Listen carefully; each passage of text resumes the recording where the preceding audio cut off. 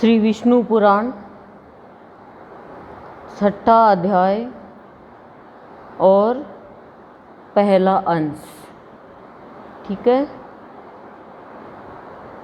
आज 6ठे अध्याय में बता रहे हैं चातुर्वर्ण व्यवस्था, पृथ्वी विभाग और अनादि की उत्पत्ति का वर्णन।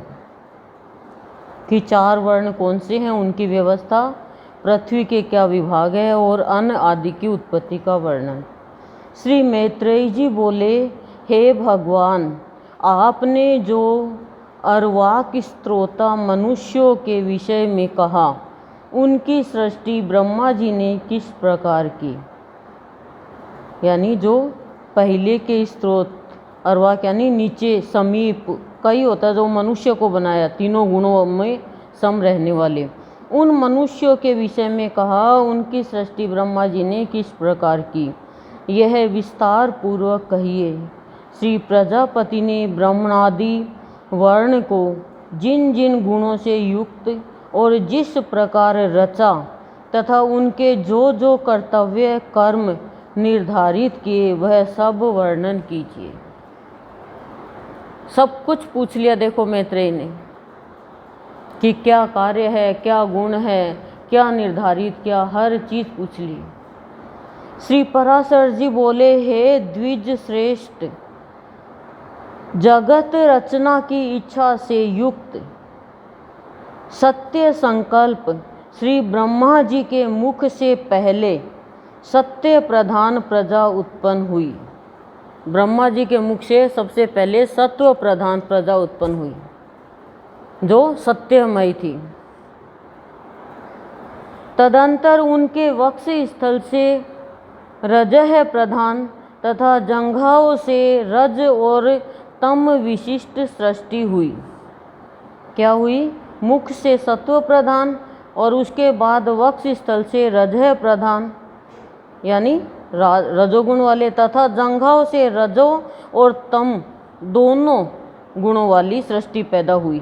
हे द्विजोतम यानी ब्राह्मणों में उत्तम, चरणों से ब्रह्मा जी ने एक और प्रकार की प्रजा उत्पन्न की, वह तमह प्रधान थी। ब्रह्मा जी के चरणों में तमह प्रधान थी।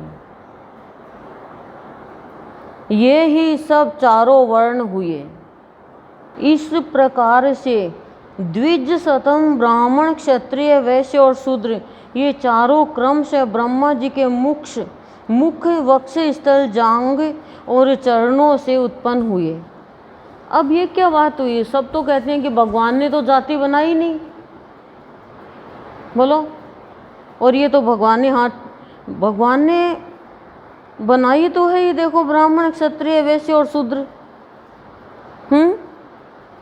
भगवान के मुख से सत्व प्रधान, वक्ष स्थल से रजो प्रधान, जंघा से रजो और तमो प्रधान, और चरणों से खाली तमो प्रधान, वो शूद्र बता रहे हैं। देखते हैं आगे क्या बोलते हैं। हे महाभाग, ब्रह्मा जी ने यज्ञानुष्ठान के लिए ही यज्ञ के उत्तम साधन रूप इस संपूर्ण चातुर्वर्ण की रचना की थी। यज्ञानुष्ठान के लिए ही यज्ञ के उत्तम साधन रूप, यज्ञ के लिए साधन रूप के लिए ये 4 वर्ण की रचना की। हे धर्मज्ञ, यज्ञ से तृप्त होकर देवगण जल बरसाकर प्रजा को तृप्त करते हैं। हे धर्म के ज्ञानी, यज्ञ से तृप्त होकर देवगण जल बरसाकर प्रजा को तृप्त करते हैं। जब यज्ञ करते हैं तो देवता प्रसन्न होते हैं, क्योंकि यज्ञ में जो आहुति लगती है वो अलग अलग देवताओं की लगती है, तो वो बरसात करते हैं। अतः यज्ञ सर्वथा कल्याण का हेतु है। जो प्राणी यज्ञ करता है वो कल्याण का है। तो ब्रह्मांड भी शुद्ध होता है यज्ञ से। सतयुग में तो यज्ञ से ही भगवान खुश होते थे, और यज्ञ तो करते ही रहना चाहिए। 2-13 को तो हम करते ही हैं, और तुम्हारी इच्छा हो तो दूज को भी क्या करो, छठ को भी क्या करो। हमारी तो 4 तिथि विशेष है, और 1-2 तारीख को यहाँ पे होता ही है। 5 तत्वों से ये शरीर बना है, 1 महीने के 5 हवन हो जाएंगे। 11-11 आहुति का ही कर लो ये लो। और समिधा है, वो नहीं मिले तो मार्केट में भी आती है समिधा, नहीं तो गाय के उपले है, वो पतले पतले तोड़ लो। चौड़े चौड़े करोगे तो उसमें ज़्यादा घी लगेगा, इतने पतले पतले उपले तोड़ लो, जिसको आप थेपड़ी बोलते हो, इतने पतले पतले कर लो और एक के ऊपर तो रख लो दीपक, फिर छोटे छोटे बस 3 और लगा दो, फिर उसके ऊपर 11 आहुति डाल दो। दीपक बत्ती तो जलानी पड़ेगी, 11 कर लो, 5 आहुति कर लो, वो एक खुशबू हो जाएगी हवन की।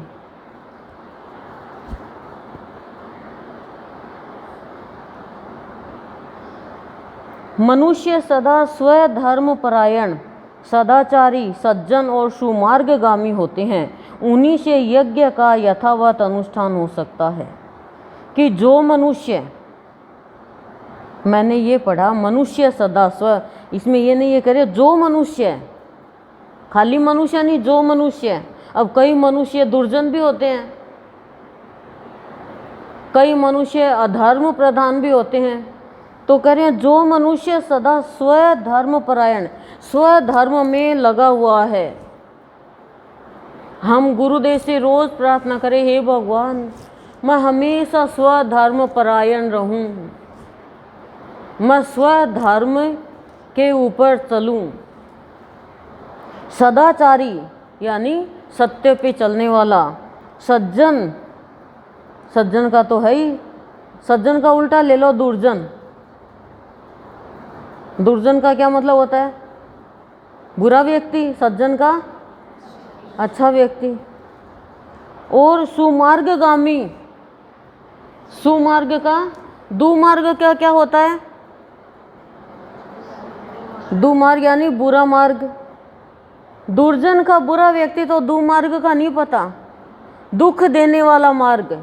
और सुमार्ग का सुंदर मार्ग, सुमार्ग जो भगवान तक पहुंचाते हैं। कहते हैं ना इसका तो रास्ता ही खराब है। सुमार्गगामी होते हैं, अच्छे रास्ते पर चलने वाले। अच्छा रास्ता कौन सा है? सत्य का। देखो आप यदि इतना सा भी बुरा सोचते हो किसी का, आपको फल मिलेगा। आप किसी को ये भी कहते हो ना, ये तो क्या है, ये तो जैसे कुछ भी शब्द बोल दो आप अपने मुंह से, ये तो एकदम गंवार है, तो वो फिर आप अगले जन्म में गंवार बनोगे। देखो संतों को कभी कुछ बोलते नहीं, मूर्ख है, इंग्लिश में स्टूपिड बोल देते हैं। कुछ भी बोलते हो ये तो है ही बेकार। अरे बेकार बोल दिया ना तो हमारी वाणी बेकार हो गई। इसलिए सोचकर समझकर, सुमार्ग का मतलब ये थोड़ी है कि भाई यहाँ गोबर पड़ा तो इधर टाल के निकल गए। सुमार्ग का मतलब किसी का भी बुरा नहीं हो हमारे से। और हम तो क्या अपना ही बुरा करते हैं, दूसरों का बुरा करके। इस बात का आप ध्यान रखना, आप किसी का बुरा करते हो तो किसका बुरा करते हो? दूसरों का बुरा करते हो। अब फल आपको मिलेगा उसका। आज तो आप खुश हो रहे हो कि हमने इसको बुरा कर दिया, लेकिन फल आपको मिलेगा उसका। उन्हीं से यज्ञ का यथावत अनुष्ठान हो सकता है। उन्हीं से यज्ञ का यथावत कि सही सही अनुष्ठान होता है। यानी कि हम तो यज्ञ करते हैं, सब करते तो है ही ना, चाहे बिना मने करो। हे भगवान ये गुरु माँ अच्छी यज्ञ के पीछे पड़ी, ये मार तो आदमी ना करें दे लेकिन फिर भी जबरदस्ती कर लो। दवाई भी तो क्या को डॉक्टर है दवाई दे दी खारी। अब डॉक्टर ने कोई घर में बना के थोड़ी दे दी। अब बीमारी ऐसी है तो खारी दवाई ही मिलेगी। दवाई कोई मीठी होती है क्या? बताओ। तो सत्संग में, सत्संग की बातें हमें विश्वत लगती है, लेकिन जीवन मीठा बनाती है। हे मुने, यज्ञ के द्वारा मनुष्य इस मनुष्य शरीर से ही स्वर्ग और अपवर्ग प्राप्त कर सकते हैं, स्वर्ग और मोक्ष प्राप्त कर सकते हैं, तथा और भी जिस स्थान की उन्हें इच्छा हो उसी को जा सकते हैं। देखो, यज्ञ के द्वारा मनुष्य शरीर से ही स्वर्ग और मोक्ष प्राप्त कर सकते हैं। तो यज्ञ के द्वारा मनुष्य मुक्ति भी पा सकता है और स्वर्ग में भी जा सकता है, और जिस स्थान की जो इच्छा करता है उस स्थान में जा सकता है।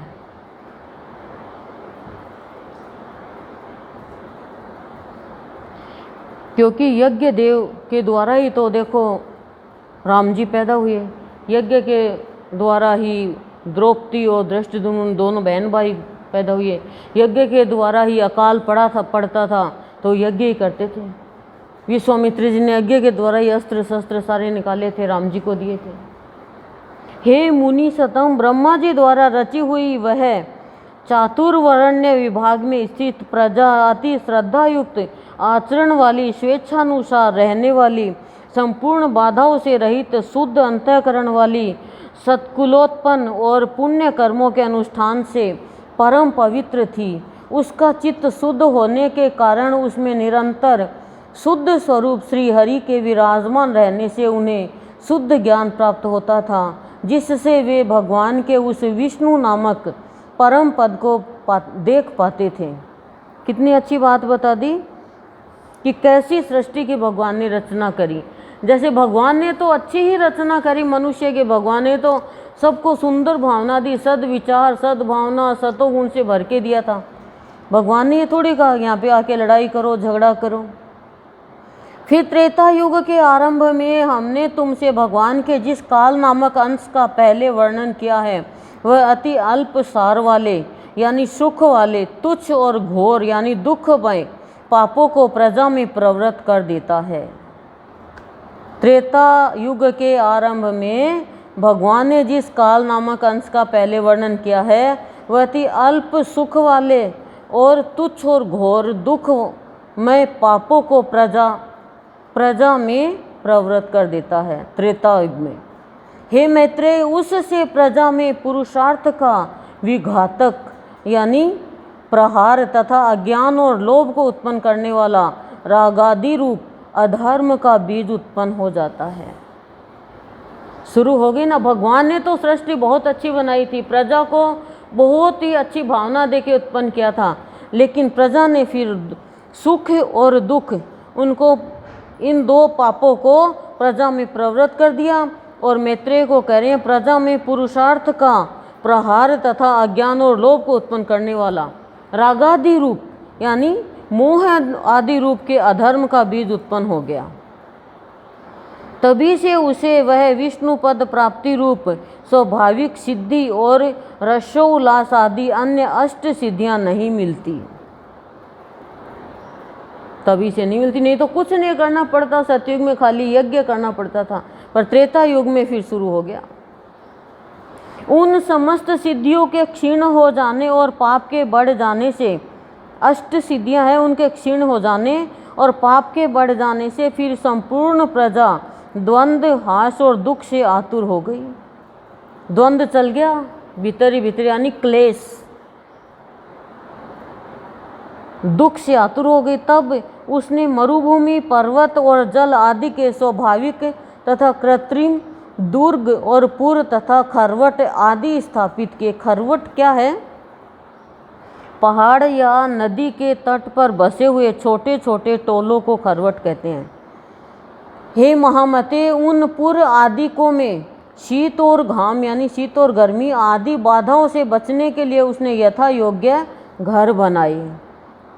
क्योंकि पहले तो कृत्रिम दुर्ग और पुर यानी दरवाजे और खरवट बताई दिया, ये नदी के तट पर टोलों को खरवट कहते हैं। लेकिन महामते, उन पुर आदि को में शीत और गर्मी आदि बाधाओं से बचने के लिए यथा योग्य घर बनाए।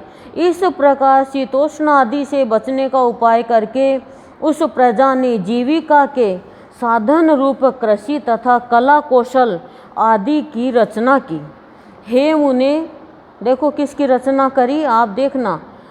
शीतोष्ण आदि से बचने के लिए यानी सर्दी से बचने के लिए, गर्मी से बचने के लिए, ऋतुओं से बचने के लिए मानो आप उपाय करके उन प्रजा ने जीविका के साधन रूप कृषि तथा कला कौशल, ध्यान से सुनना, कृषि और कला कौशल आदि की रचना की। हे मुने, धान, जौ, गेहूँ, छोटे धान्य, तिल, कांगनी, ज्वार, कोदो, छोटी मटर, उड़द, मूंग, मसूर, बड़ी मटर, कुल्थी, राई, चना और सन, ये 17 ग्राम्य औषधियों की जातियाँ हैं, यानी गांव के औषधियों की जातियाँ हैं। ग्राम्य यानी ग्राम और वन्य आदि प्रकार की मिलाकर कुल 14 औषधियाँ याज्ञिक है, यानी यज्ञ की है। उनके नाम ये है धान, जौ, उड़द, गेहूँ, छोटे धान्य, तिल, कांगनी और कुल्थी।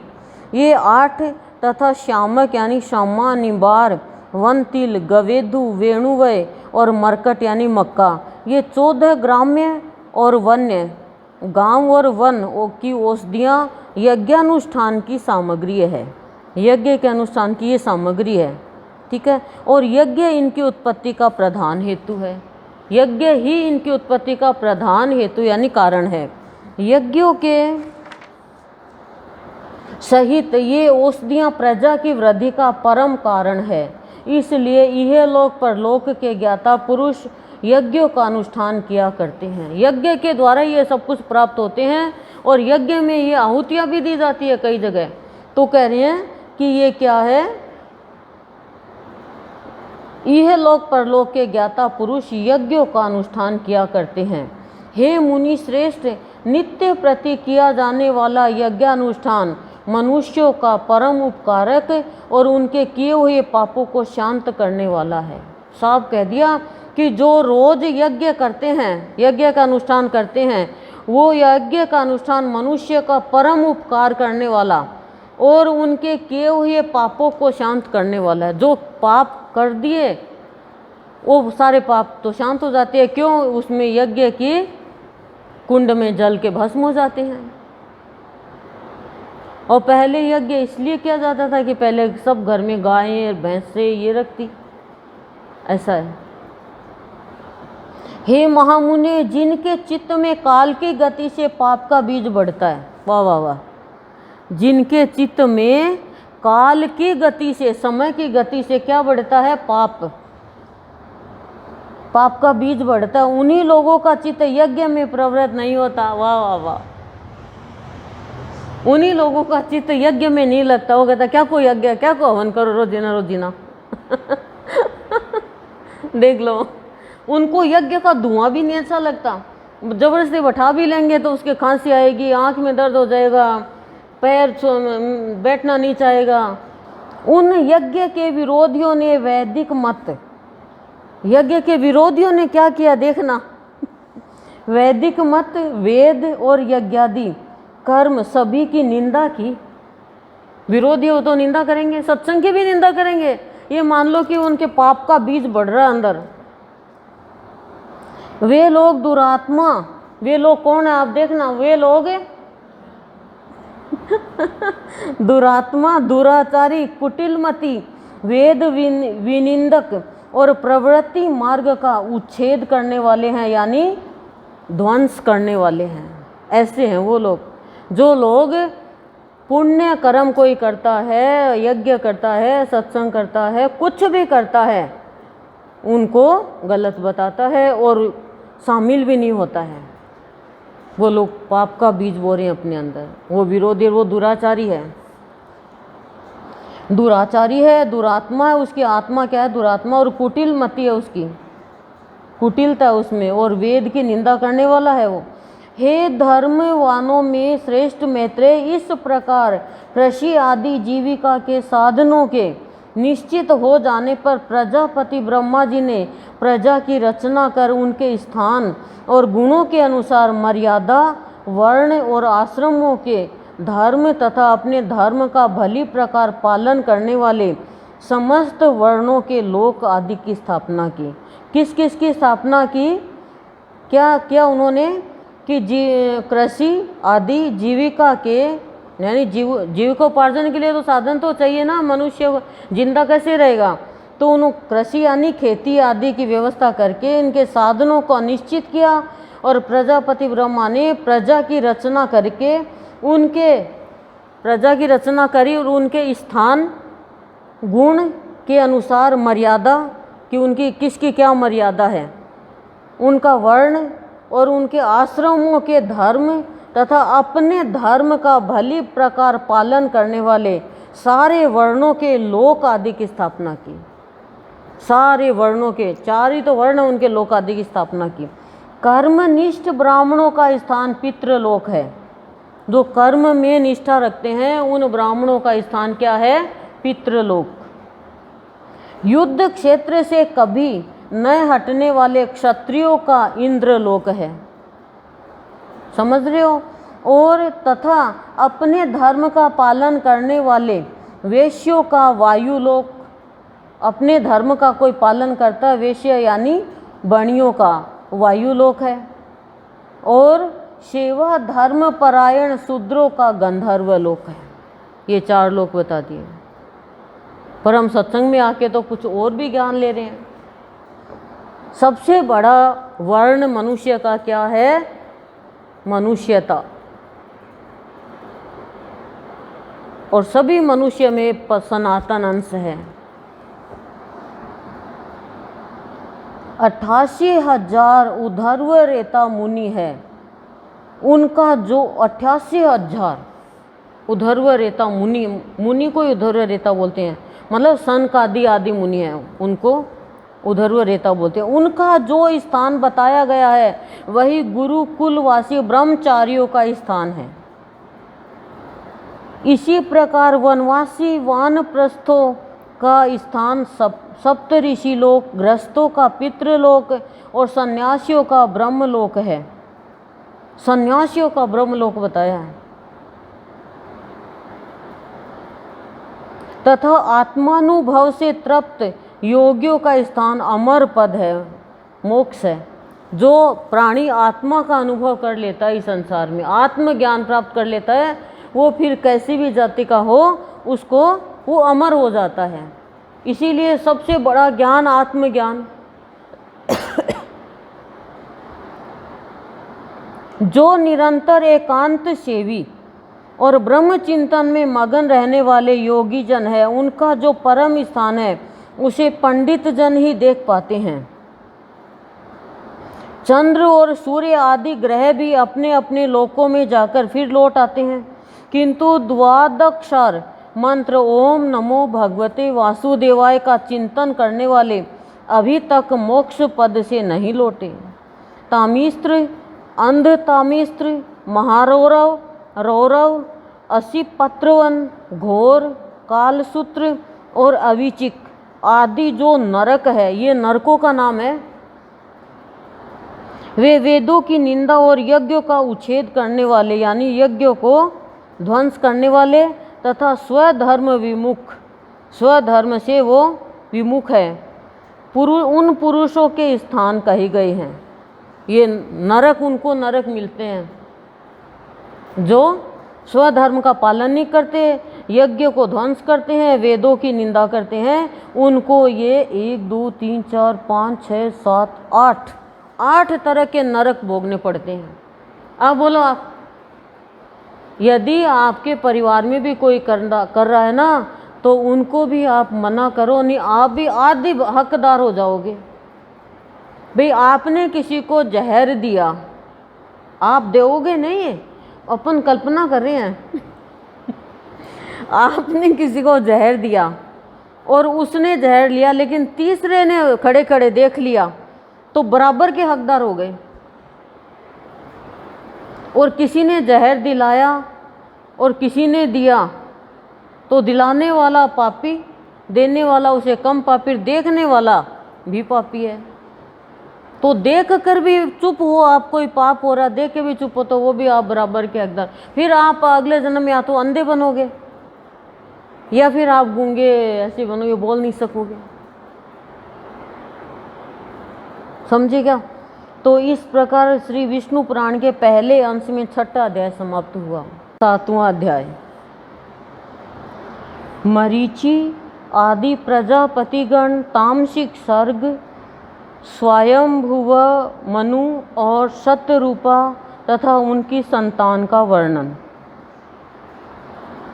श्री पराशर जी बोले, फिर उन प्रजापति के ध्यान करने पर उनके देह स्वरूप भूतों से उत्पन्न हुए शरीर और इंद्रियों के सहित मानस प्रजा उत्पन्न हुई। मन से प्रजा उत्पन्न हुई। उस समय मतिमान ब्रह्मा जी के जड़ शरीर से ही चेतन जीवों का प्रादुर्भाव हुआ।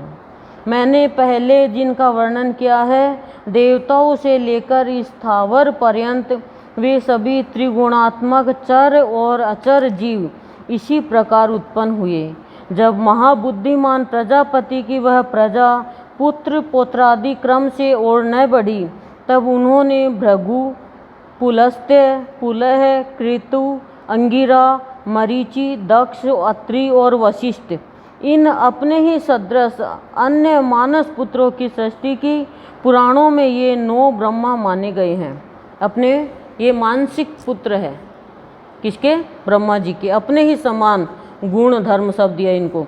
फिर ख्याति, भूति, संभूति, क्षिमा, प्रीति, सनति, ऊर्जा, अनसूया तथा प्रसूति इन 9 कन्याओं को उत्पन्न कर इन्हें उन महात्माओं को तुम इनकी पत्नी हो ऐसा कहकर सौंप दिया।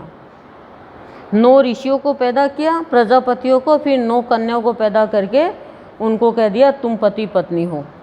ब्रह्मा जी ने पहले जिन सनंद नादि को उत्पन्न किया था, वे निरपेक्ष होने के कारण संतान और संसार आदि में प्रवृत्त नहीं हुए। वे सभी ज्ञान संपन्न, विरक्त और मत्सर आदि दोषों से रहित थे।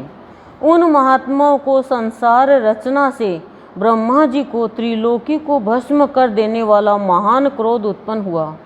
हे मुने, उन ब्रह्मा जी के क्रोध के कारण संपूर्ण त्रिलोकी ज्वालामालाओं से अत्यंत देदीप्यमान हो गई। 4 पुत्रों को पैदा किया ऋषियों को छोटे छोटे बाल रूप में, और उन्होंने ब्रह्मा जी ने कहा कि तुम सृष्टि की रचना करो। सनत, सनत कुमार, सनंदन और सनकादिक इन चारों को तो उन्होंने कहा कि हम तो विरक्त हैं, संसार हम तो बढ़ा नहीं सकते। तो ब्रह्मा जी को गुस्सा आया, और गुस्सा आने पर क्रोध के कारण संपूर्ण त्रिलोकी है वो ज्वाला मालाओं से अत्यंत देदीप्यमान हो गई। उस समय उनकी टेढ़ी भ्रकुटी और क्रोध संतप्त ललाट से दोपहर के सूर्य के समान प्रकाशमान रुद्र की उत्पत्ति हुई। उसका अति प्रचंड शरीर आधा नर और आधा नारी रूप था। रुद्र की उत्पत्ति हुई इस गुस्से से, और फिर क्या हुआ? आधा नर और आधा नारी रूप प्रचंड शरीर का उत्पन्न हुआ। तब ब्रह्मा जी अपने शरीर का विभाग कर ऐसा कहकर अंतर्धान हो गए। ऐसा कहे जाने पर उस रुद्र ने अपने शरीरस्थ स्त्री और पुरुष दोनों भागों को अलग अलग कर दिया, और फिर पुरुष भाग को 11 भागों में विभक्त कर दिया, तथा स्त्री भाग को भी सौम्य, क्रूर, शांत, अशांत और श्याम, गौर आदि कई रूपों में विभक्त कर दिया। पुरुष ने तो भाग अलग अलग कर दिया पहले, उसके बाद में पुरुष के 11 भाग किए, और स्त्री के भाग को भी उसको सौम्य यानी सुंदर भी बनाया, क्रूर भी बनाया, शांत भी बनाया, शांत भी बनाया, श्याम भी बनाया, गौर भी बनाया, काली गोरी भी बनाई, कई रूपों में विभक्त किया। तदंतर हे द्विज, अपने से उत्पन्न अपने ही स्वरूप स्वयंभू को ब्रह्मा जी ने प्रजा पालन के लिए प्रथम मनु बनाया। सबसे पहला मनु था, क्या नाम था? स्वयंभू। उन स्वयंभू मनु ने अपने ही साथ उत्पन्न हुई तप के कारण निष्पाप शत्रुपा नाम की स्त्री को अपनी पत्नी रूप से ग्रहण किया। ठीक है, मनु और शत्रुपा अपन बोलते हैं ना। हे धर्मज्ञ, उन स्वयंभू मनु से शत्रुपा देवी ने प्रियव्रत और उत्तानपाद, वो पीढ़ी दर पीढ़ी चल रहे हैं, प्रियव्रत और उत्तानपाद नामक 2 पुत्र तथा उदार रूप और गुणों से संपन्न प्रसूति और आकुति नाम की 2 कन्याएं उत्पन्न की। उनमें से प्रसूति को दक्ष के साथ तथा आकुति को रुचि प्रजापति के साथ विवाह किया। राजा दक्ष प्रजापति था, उसकी पत्नी का नाम प्रसूति, उसी के तो सती हुई थी ना। काफ़ी कन्याएं हुई थी, दक्ष के और प्रसूति के भी। हे महाभाग, रुचि प्रजापति ने उसे ग्रहण कर लिया। तब उन दंपति के यज्ञ और दक्षिणा, ये युगल जुड़वा संतान उत्पन्न हुई। नाम देखो कितने सुंदर सुंदर हैं कन्याओं का। ब्रह्मा जी की कन्या ख्याति, भूति, संभूति, क्षमा, प्रीति, सन्नति, ऊर्जा, अनसुया, प्रसूति। बोलो कितने सुंदर नाम है। अब तो ये नाम निकालते नहीं, तो टिंकी, पिंकी, रिंकी, चिंकी, निक्की, ये नाम निकालते हैं। 60 वर्ष की हो जाए पिंकी वो भी पिंकी रहेगी क्या 60 वर्ष की होगी तो भी? नाम के हिसाब से कुछ मतलब निकलना चाहिए नाम का। मैं तो इसको कहती हूँ मेधा ही नाम निकाल ली से अच्छा है। मेधा नाम भी होता है, बहुत अच्छा होता है। मेघ तो है ही जैसे, पर मेघ को तो बादल उड़ा उड़ा के लेके जाती है हवा मेधा है इसमें शायद।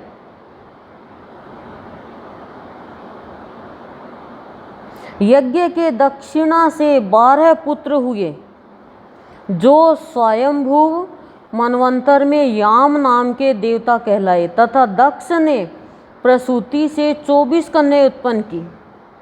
वो सब चंद्रमा के साथ शादी कर दी। इसके भी बहुत बड़ा साइंस है। मुझसे उनके शुभ नाम सुनो, 14 कन्या के शुभ नाम। श्रद्धा, लक्ष्मी, धृति, तुष्टि, मेधा, पुष्टि, क्रिया, बुद्धि, लज्जा, वपु, शांति, सिद्धि और 13वीं कीर्ति। इन दक्ष कन्याओं को धर्म ने पत्नी रूप से ग्रहण किया, धर्म के साथ शादी कर दी इनकी। इनसे छोटी शेष 11 कन्याएं ख्याति, सती, संभूति, स्मृति, प्रीति, क्षमा, संतति, अनसुया, ऊर्जा, स्वाहा और स्वधा और थी। हे मुनि शतम, इन ख्याति आदि कन्याओं को क्रमशः भृगु, शिव, मरीचि, अंगिरा, पुलस्त्य, पुलह, कृतु, अत्रि, वशिष्ठ, इन मुनियों तथा अग्नि और पितरों ने ग्रहण किया। नाम याद थोड़ी रहेंगे, वापस बोलने से तो मतलब नहीं है। श्रद्धा से काम, चला यानी लक्ष्मी से दर्प, धृति से नियम, तुष्टि से संतोष और पुष्टि से लोभ की उत्पत्ति हुई। इनसे ये पैदा हुए, ठीक है। तथा मेधा से श्रुत, क्रिया से दंड, नय और विनय, बुद्धि से बोध, लज्जा से विनय, वपु से उसका पुत्र व्यवसाय, शांति से क्षेम, सिद्धि से सुख और कीर्ति से यश का जन्म हुआ। ये ही धर्म के पुत्र है, ये धर्म के पुत्र है। दक्ष ने धर्म को साथ शादी कर दी थी ना 10 कन्याओं की। रति ने काम से धर्म के पुत्र हर्ष को उत्पन्न किया। अधर्म की स्त्री हिंसा थी। बोलो, अधर्म की भी पुरुष था, ये भी अभी भी है। उसकी स्त्री, अधर्म की स्त्री कौन है? हिंसा। उससे अनृत नामक पुत्र और निकृति नाम की कन्या उत्पन्न हुई। अनृत होता है असत्य, मिथ्या, झूठ, और निकृति यानी तिरस्कार। अधर्म की स्त्री हिंसा थी और उससे अनृत यानी असत्य नामक पुत्र और निकृति यानी तिरस्कार नाम की कन्या उत्पन्न हुई। उन दोनों से भय और नरक नाम के पुत्र, भय और नरक नाम के पुत्र तथा उनकी पत्नियां माया और वेदना नाम की कन्याएं हुई। उनमें से माया ने समस्त प्राणियों का संहार करता मृत्यु नामक पुत्र उत्पन्न किया। ये देखो, सब उत्पन्न किए हुए हैं, कितनी गूढ़ बातें हैं। वेदना ने भी रौरव यानी रौरव नाम का नरक के द्वारा अपने पुत्र दुख को जन्म दिया और मृत्यु से व्याधि, जरा, शोक, तृष्णा और क्रोध की उत्पत्ति हुई। ये सब अधर्म रूप है और दुखोत्तर नाम से प्रसिद्ध है, क्योंकि इनसे परिणाम में दुख ही प्राप्त होता है। इनके न कोई स्त्री है और न संतान, ये सब उधर्व रहता है। उधर्व रहता है मुनि जो ब्रह्मचार्य रहते, मतलब अपने वीर्य नहीं छोड़ते, वो ऐसा है। हे मुनि कुमार, ये भगवान विष्णु के बड़े भयंकर रूप है और ये ही संसार के नित्य प्रलय के कारण होते हैं। हे महाभाग दक्ष, मरीचि, अत्रि और भृगु आदि प्रजापतिगण इस जगत के नित्य सर्ग के कारण है, यानी सृष्टि के कारण है, तथा मनु और मनु के पराक्रमी सन्मार्ग परायण और सूरवीर पुत्र राजागण इस संसार की नित्य स्थिति के कारण है। मैत्रेय जी बोले, हे ब्राह्मण, आपने जो नित्य स्थिति, नित्य सर्ग और नित्य प्रलय का उल्लेख किया, सो कृपा करके मुझसे इनका स्वरूप वर्णन कीजिए। 3 प्रश्न किए, नित्य स्थिति, नित्य सर्ग और नित्य प्रलय, जो सदा रहने वाला है। श्री पराशर जी बोले, जिनकी गति कहीं नहीं रुकती, वे अचिंत्यात्मा सर्वव्यापक भगवान मधुसूदन निरंतर इन मनु आदि रूपों से संसार की उत्पत्ति, स्थिति और नाश करते रहते हैं। ईश्वर ही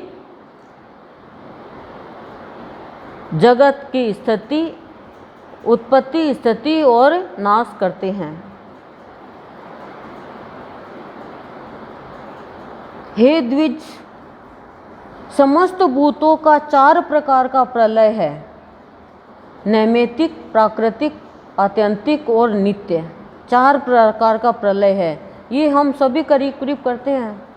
उनमें से नैमित्तिक प्रलय ही ब्रह्मा प्रलय है, जिसमें जगतपति ब्रह्मा जी कल्पांत में शयन करते हैं। और नैमित्तिक कार्य भी होते हैं जो हम करते हैं, जो नित्य हमारे कर्म है, धर्म के नाम पे, नियति के हिसाब से। वो प्राकृतिक कर्म चल ही रहा है ऑटोमेटिक, जिसमें जगतपति ब्रह्मा जी कल्पांत में शयन करते हैं, तथा प्राकृतिक प्रलय में ब्रह्मांड प्रकृति में लीन हो जाता है। ज्ञान के द्वारा योगी का परमात्मा में लीन हो जाना आत्यंतिक प्रलय है, और रात दिन जो भूतों का क्षय होता है वही नित्य प्रलय है। प्रकृति से महत्ववादी क्रम से जो सृष्टि होती है वह प्राकृतिक सृष्टि कहलाती है, और अवान्तर प्रलय के अनंतर जो ब्रह्मा के द्वारा चराचर जगत की उत्पत्ति होती है वह दैनंदिनी सृष्टि कही जाती है। और हे मुनि श्रेष्ठ, जिसमें प्रतिदिन प्राणियों की उत्पत्ति होती रहती है, उसे पूर्णार्थ में कुशल महानुभावों ने नित्य सृष्टि कहा है। इस प्रकार समस्त शरीर में स्थित भूत भावन भगवान विष्णु जगत की उत्पत्ति, स्थिति और प्रलय करते रहते हैं। हे मैत्रेय, सृष्टि, स्थिति और विनाश की इन वैष्णवी शक्तियों का समस्त शरीरों में समान भाव से अहर्निश संचार होता रहता है। हे ब्राह्मण, ये तीनों महती शक्तियाँ त्रिगुणमयी है, अतः जो उन तीनों गुणों का अतिक्रमण कर जाता है वह परम पद को ही प्राप्त कर लेता है, फिर जन्म मरणादि के चक्र में नहीं पड़ता। सृष्टि, स्थिति और विनाश की इन वैष्णवी शक्तियों का समस्त शरीरों में समान भाव से अहर्निश संसार होता रहता है, सबके शरीर में। लेकिन प्राणी शरीर के बारे में समझता ही नहीं है, पहली बात तो ये, क्योंकि अंतर्मुखी होना पड़ेगा। लगन चाहिए, 100% शुद्ध लगन। 99% भी शुद्ध नहीं, मतलब 99% तो शुद्ध है, 1% भी अशुद्ध है, तो भी ज्ञान में बाधा आएगी। सफलता में, कोई भी सफलता में बाधा आएगी, देख लो आप। और 99 तो सबसे खराब है, बोलो नहीं है? क्यों है 99 खराब? लाओ 99 रुपये मैं ले लूँ। 99 के चक्कर में ही प्राणी भूख प्यास सब छोड़ देता है। 99 है, 100 जाए, 100 है 101 हो जाए, 101 है 102 हो जाए। देखो, एक बहुत बड़ा सेठ था और वो सब्जी रोटी खाता बस, और पड़ोस में बस सुबह लाते मजदूर मिस्त्री का काम, मजदूरी का काम करके हलवा पूड़ी खीर है ना माल खाते हो। तो पड़ोस में जाते, क्या खाए? बोला आज तो खीर बनाए। क्या बनाया? आज तो चाशनी के चावल बनाए। क्या बनाए? आज तो हलवा बनाया। वो सेठानी बोलती सेठ को कि देखो अपने से ज़्यादा पैसा नहीं है इनके पास में, अपने ज़्यादा पैसा है, इनके रोज़ लाते हैं, रोज़ खाते हैं, फिर भी ये इतनी माल खाते हैं। हम देखो रोज़ ये सस्ती सी सब्जी रोटी खाते हैं, घी भी नहीं लगाते ढंग से। सेठ ने कहा तू रुक, कल से ये भी बंद कर देंगे। रात को सेठ ने 99 रुपये बांध के उनके घर में फेंक दिए। बस फिर क्या था, 99 रुपये मिले, अपन 100 करेंगे, 1 रुपया बचाया, खाना कम हो गया। क्या बनाया, आज तो मिर्ची रोटी खा ली सेठानी के घर। ये दूसरे दिन गया, आप सेठानी ने पूछा आज क्या बनाया, बोले आज तो ठंडी रोटी पड़ी थी, दही के साथ छाछ के साथ खा ली। ये 99 का फेर है, देख लो, ये सब के 99 का फेर लगा हुआ है।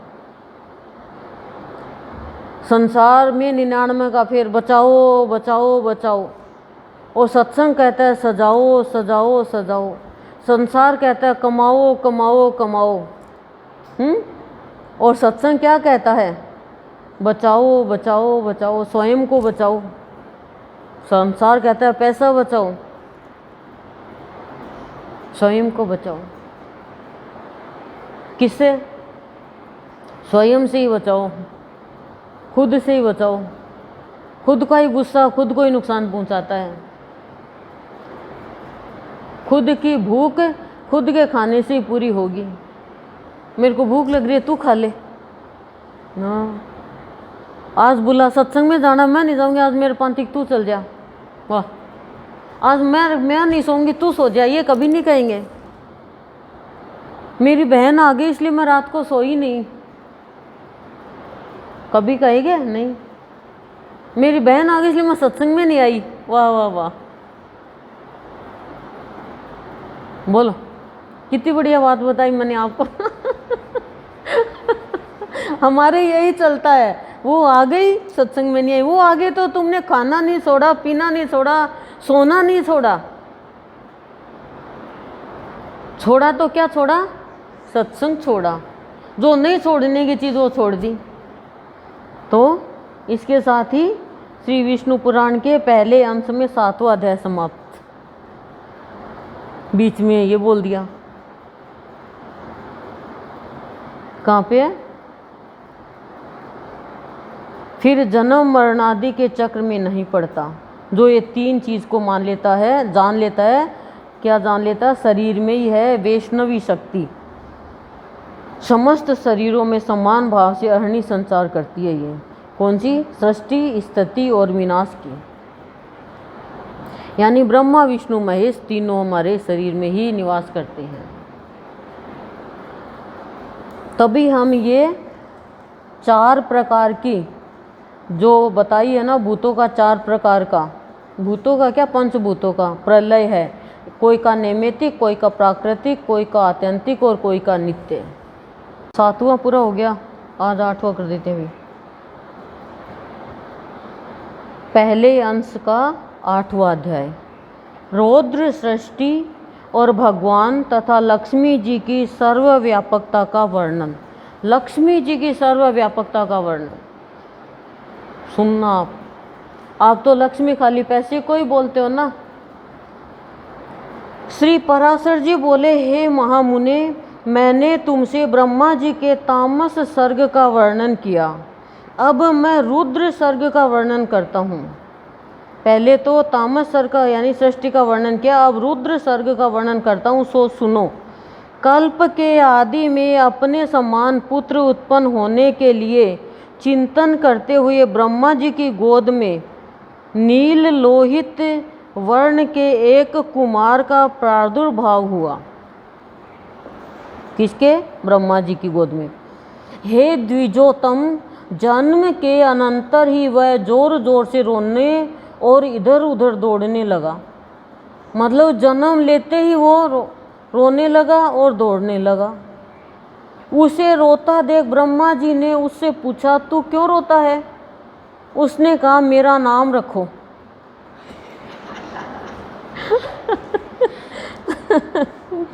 तब ब्रह्मा जी बोले, हे देव, तेरा नाम रुद्र है, अब तू मत रो, धैर्य धारण कर। ऐसा कहने पर भी वह 7 बार और रोया। कितनी बार रोया? तब भगवान ब्रह्मा जी ने उसके 7 नाम और रखे तथा उन 8 के स्थान स्त्री और पुत्र भी निश्चित किए। 8 नाम हो गए ना, एक तो रुद्र रख दिया, 7 और रखे। हे द्विज प्रजापति ने उसे भव, शर्व, ईशान, पशुपति, भीम, उग्र और महादेव कहकर संबोधन किया। यही उसके नाम रखे और इनके स्थान भी निश्चित किए। सूर्य, जल, पृथ्वी, वायु, अग्नि, आकाश, दीक्षित, ब्राह्मण और चंद्रमा, ये क्रम से उनकी मूर्तियां हैं। हे द्विज श्रेष्ठ, रुद्र आदि नामों के साथ उन सूर्य आदि मूर्तियों की क्रम से सुवर्चला, उषा, विकेशी, अपरा, शिवा, स्वाहा, दिशा, दीक्षा और रोहिणी नाम की पत्नियां हैं। हे महाभाग, अब उनके पुत्रों के नाम सुनो। उन्हीं के पुत्र पौत्रादिकों से यह संपूर्ण जगत परिपूर्ण है। नाम सुनो। शनिश्चर, शुक्र, लोहितांग, मनोजव, स्कंद, सर्ग, संतान और बुध, ये क्रम से उनके पुत्र है। ऐसे भगवान रुद्र ने प्रजापति दक्ष की अनिंदिता पुत्री सती को अपनी भार्या रूप से ग्रहण किया। हे द्विजसतम, उस सती ने दक्ष पर कुपित होने के कारण अपना शरीर त्याग दिया था। फिर वह मैना के गर्भ से हिमाचल की पुत्री उमा हुई। भगवान शंकर ने उस अनन्य परायणा उमा से फिर भी विवाह किया। भृगु के द्वारा ख्याति ने धाता और विधाता नामक 2 देवताओं को तथा लक्ष्मी जी को जन्म दिया, जो भगवान विष्णु की पत्नी हुई। किसने? भृगु के द्वारा ख्याति ने धाता और विधाता नामक 2 देवताओं को और लक्ष्मी को 3 को जन्म दिया। श्री मैत्रेय जी बोले, भगवान सुना था कि लक्ष्मी जी तो अमृत मंथन के समय क्षीर सागर से उत्पन्न हुई थी। फिर आप ऐसा कैसे कहते हैं कि वे भृगु के द्वारा ख्याति से उत्पन्न हुई? श्री पराशर जी बोले, हे द्विजोतम, भगवान का कभी संग न छोड़ने वाली जग जननी लक्ष्मी जी तो नित्य ही है, और जिस प्रकार श्री विष्णु भगवान सर्वव्यापक है वैसे ही ये भी है। विष्णु अर्थ है और ये वाणी है। कैसे जुड़े हुए हैं देखो विष्णु भगवान और लक्ष्मी जी। विष्णु क्या है? अर्थ है, यानी वाणी लक्ष्मी जी है, तो वाणी का अर्थ क्या है? भगवान। हरि नियम है और ये नीति है। हम नियम नीति बोलते हैं ना, नीति नियम से चलो। भगवान विष्णु बोध है और ये बुद्धि है, तथा वे धर्म है और ये सत्क्रिया है। हे मैत्रेय, भगवान जगत के सृष्टा है और लक्ष्मी जी सृष्टि है। श्री हरि भूधर यानी पर्वत अथवा राजा है और लक्ष्मी जी भूमि है, तथा भगवान संतोष है और लक्ष्मी जी नित्य तुष्टि है। भगवान काम है और लक्ष्मी जी इच्छा है। वे यज्ञ है और ये दक्षिणा है। श्री जनार्दन पुरोडास है, यानी यज्ञ की सामग्री, और देवी लक्ष्मी जी आज्याहुति यानी घृत की आहुति है। हे मुने, मधुसूदन यजमान ग्रह है और लक्ष्मी जी पत्नीशाला है।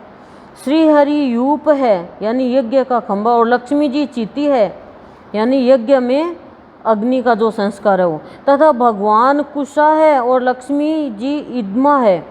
भगवान साम स्वरूप है और श्री कमला देवी उद्गिति है। आप समझ रहे होंगे, साम स्वरूप यानी शांत स्वरूप, मीठे स्वरूप, साम वेद स्वरूप है। और लक्ष्मी जी क्या? कमला देवी उद्गिति है, यानी ऊंचे स्वर में गाने का एक अवयव।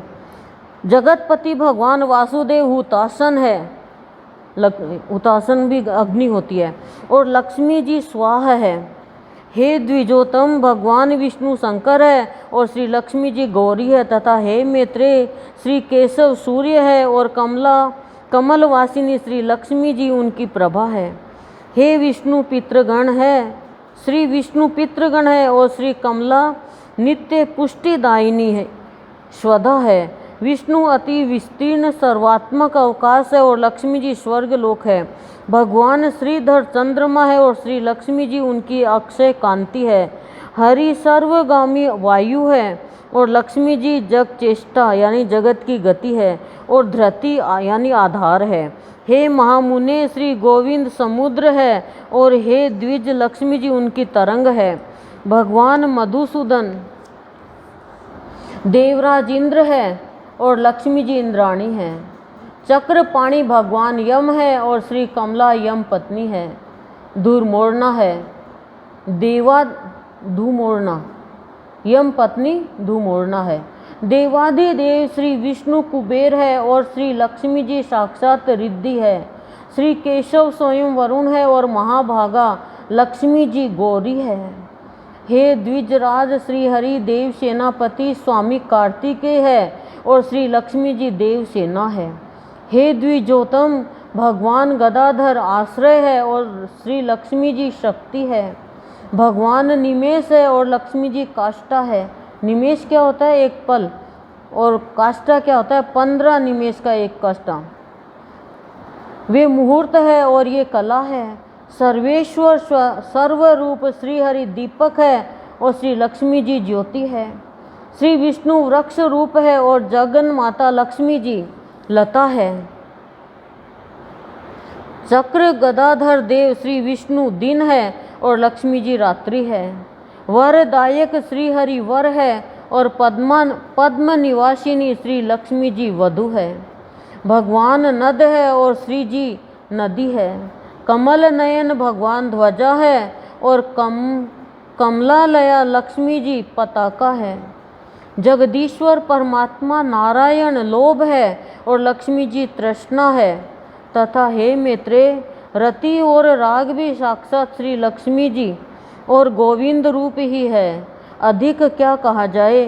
संक्षेप में यह कहना चाहिए कि देव तिर्यक और मनुष्य आदि में पुरुषवाची भगवान हरि है और स्त्रीवाची श्री लक्ष्मी जी, इनके परे और कोई नहीं है। स्त्रियों में लक्ष्मी जी और पुरुषों में भगवान विष्णु है। हर चीज़ में कुछ भी ऐसी चीज़ नहीं है जो भगवान नहीं है। लोभ में बताया है पर क्रोध में नहीं बताया। काम में बताया है लेकिन मोह में नहीं बताया है, ईर्ष्या में नहीं बताया है। बाकी काम में और लोभ में बताया है। लोभ में बताया ना, अभी देखो आप, दीपक ज्योति सब बता दिया। तो भगवान और लक्ष्मी जी ही है सब। इसी प्रकार श्री विष्णु पुराण के पहले अंश में 8वां अध्याय पूरा हो गया।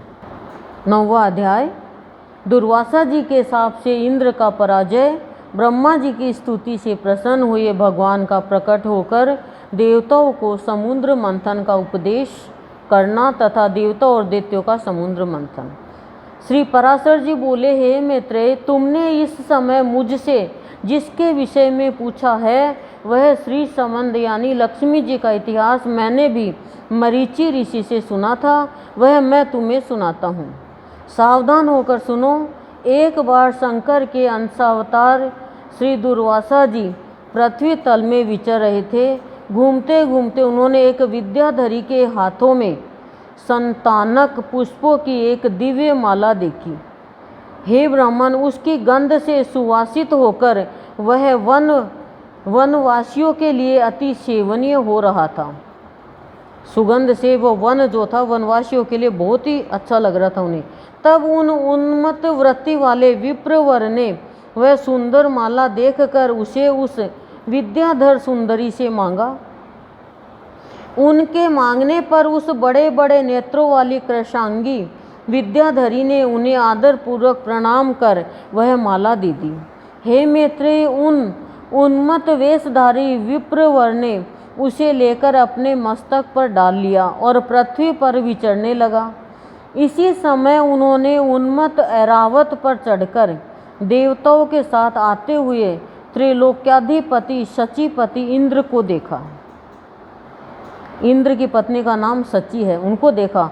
उन्हें देखकर मुनिवर दुर्वासा ने उन्मत्त के समान वह मतवाले भंवरों से गुंजायमान माला अपने सिर पर से उतारकर देवराज इंद्र के ऊपर फेंक दी। दुर्वासा ऋषि को ही पहनाइए फिर ये। देवराज ने उसे लेकर ऐरावत के मस्तक पर डाल दी। समझ गए? उस समय वह ऐसी, मतलब उन्होंने उनको दुर्वासा जी को दी और उन्होंने इंद्र को देखा तो इंद्र को दे दी। इंद्र ने क्या किया? मुनिवर दुर्वासा ने उन्मत्त के समान वह मतवाले भौरों से गुंजायमान माला अपने सिर पर से उतारकर देवराज इंद्र के ऊपर फेंक दी। देवराज ने उसे लेकर ऐरावत के मस्तक पर डाल दी। हाथी था ना ऐरावत।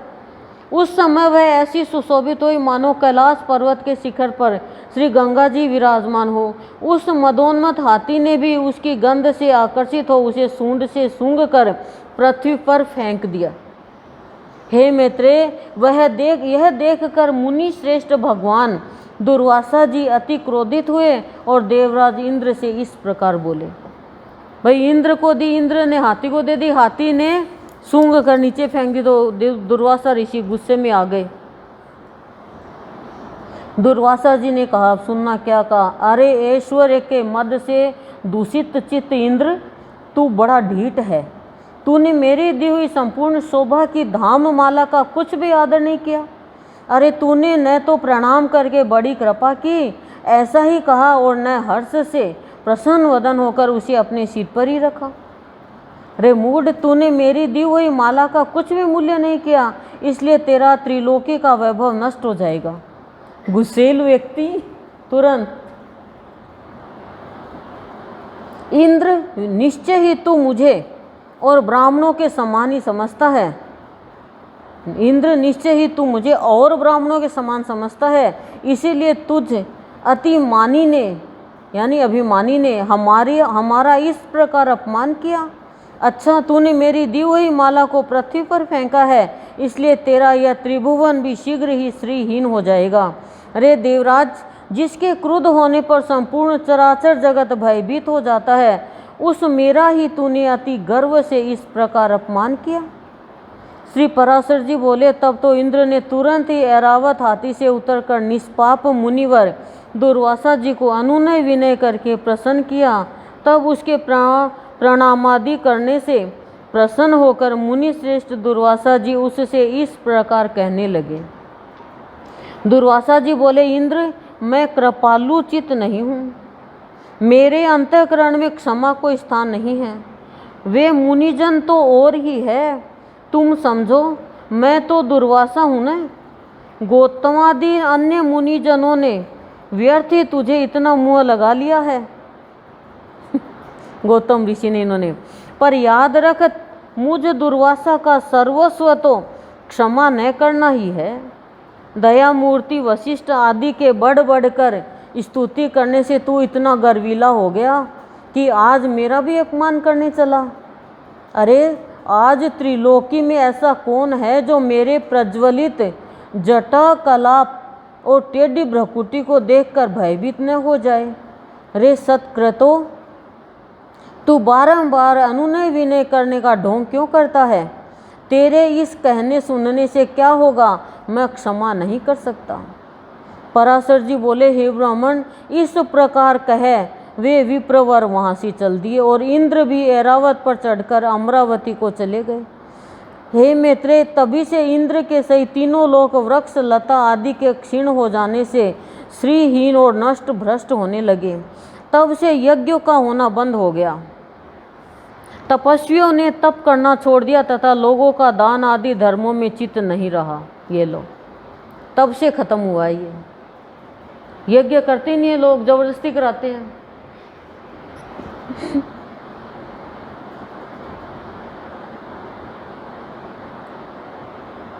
तपस्वियों ने तप करना छोड़ दिया और लोगों का दान आदि धर्मों में चित्त नहीं लगता। जानते नहीं है शहरों में इतना कोई दान व्रत पुण्य कुछ नहीं जानते।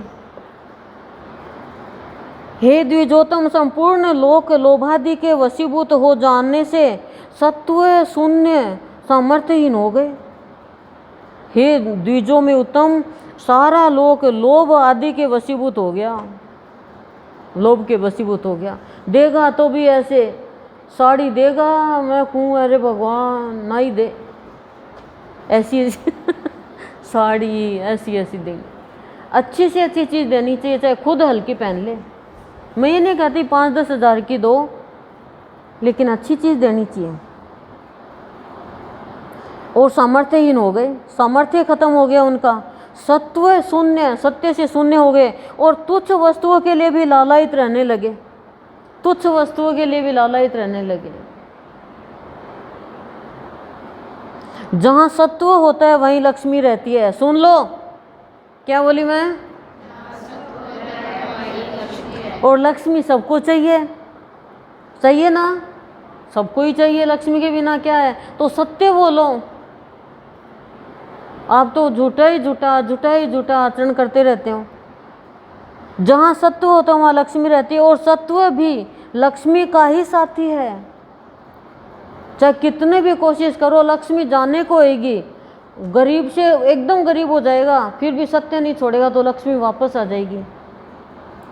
श्रीहीनों में भला सत्व कहाँ? जो श्रीहीन है वो सत्य कहाँ है? सत्य बोलते हैं। और बिना सत्व के गुण कैसे ठहर सकते हैं?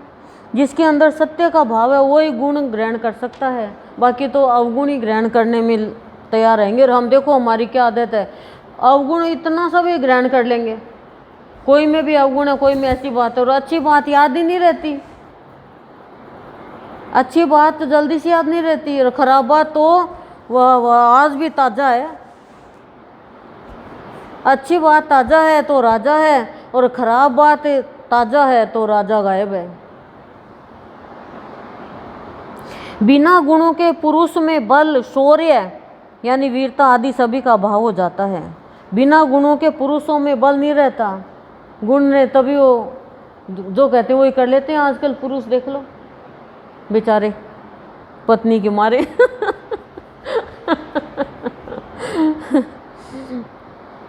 शौर्य आदि सभी का अभाव हो जाता है, वीरता नहीं रहती उनमें।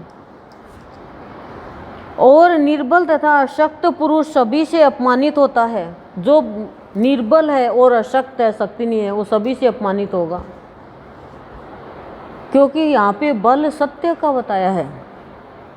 अपमानित होने पर प्रतिष्ठित पुरुष की बुद्धि बिगड़ जाती है। जो पुरुष प्रतिष्ठित है वो बुद्धिहीन हो जाता है। इस प्रकार त्रिलोकी के श्रीहीन और सत्व रहित हो जाने पर दैत्य और दानवों ने देवताओं पर चढ़ाई कर दी। इस प्रकार पूरी त्रिलोकी श्रीहीन हो गई और तब सत्व रहित हो गई, और सत्व रहित होते ही दैत्य और दानवों ने देवताओं पर चढ़ाई कर दी, देवताओं ने आक्रमण कर दिया।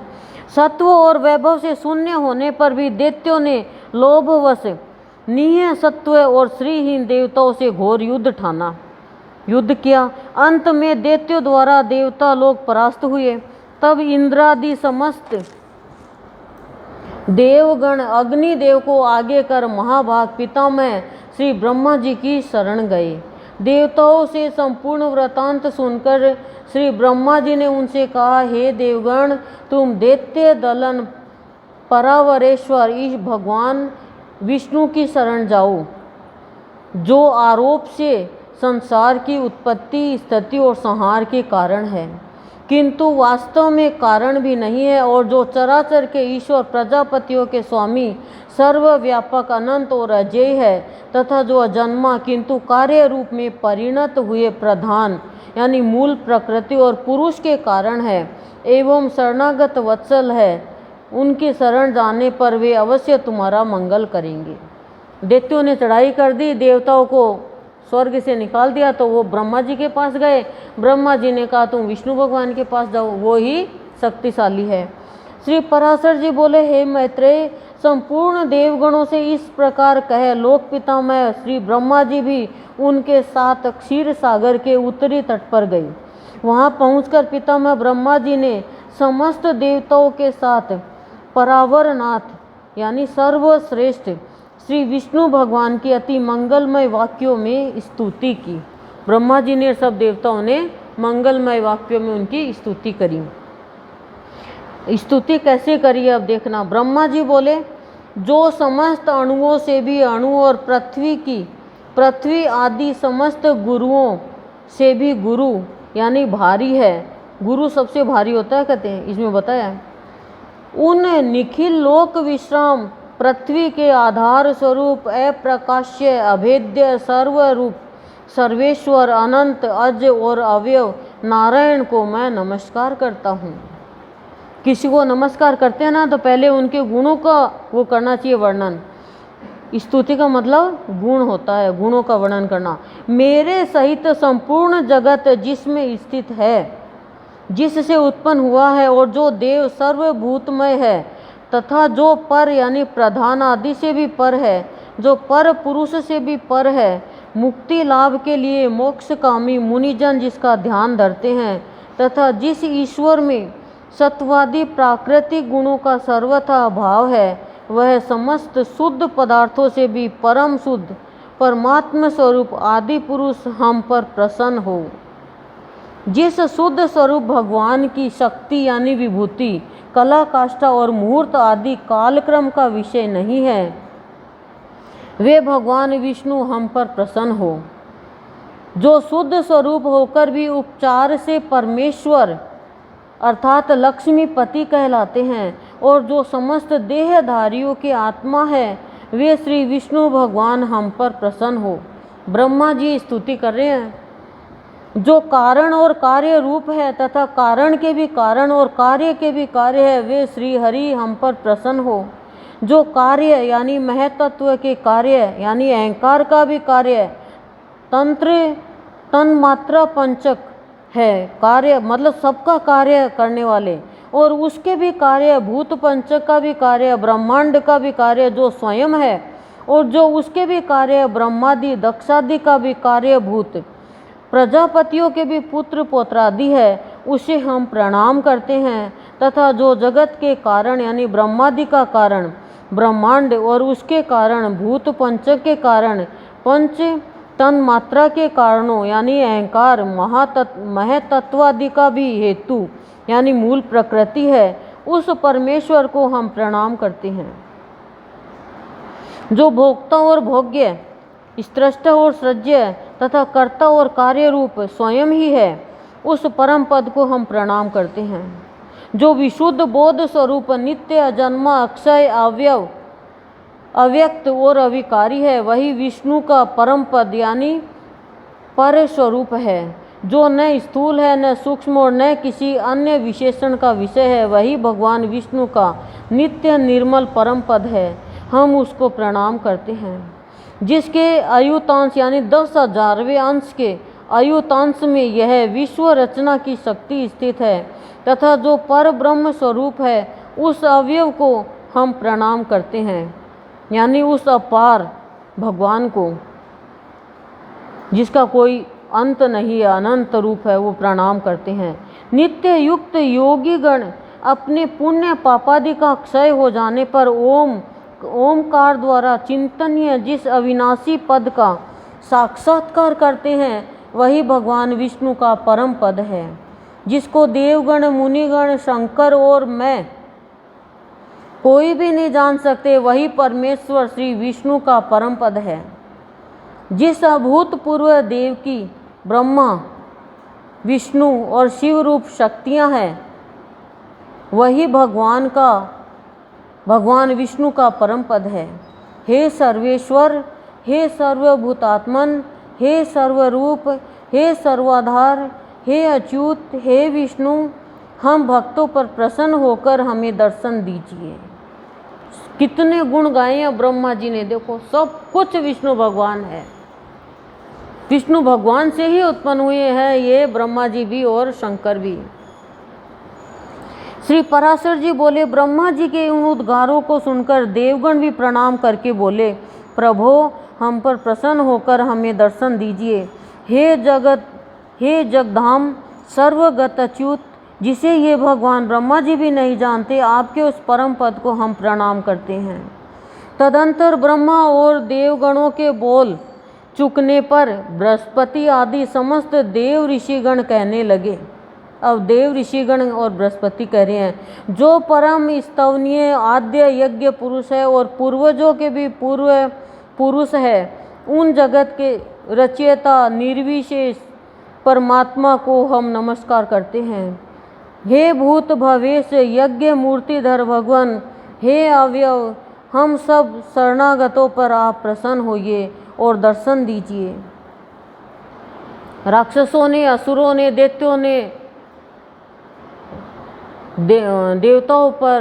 देवताओं को हराकर निकाल दिया ना उनको अपने स्थान से, तो ये विष्णु भगवान के पास आई हैं सब।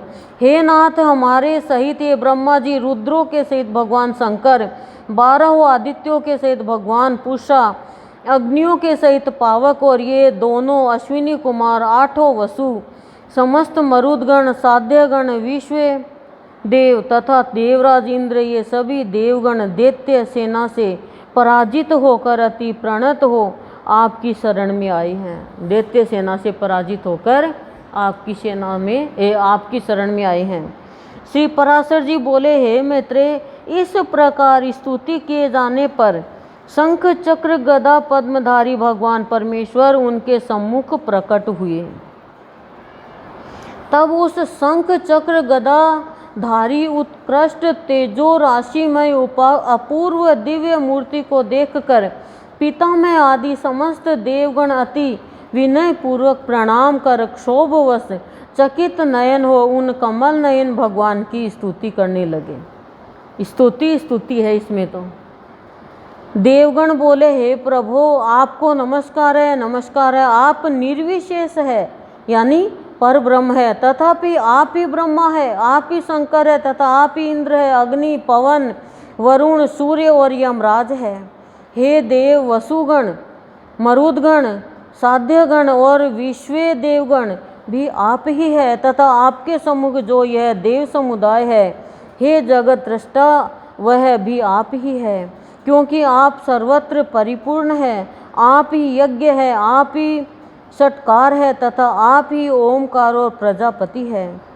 हे सर्वात्मन, विद्या वेद्य और संपूर्ण जगत आप ही का स्वरूप है।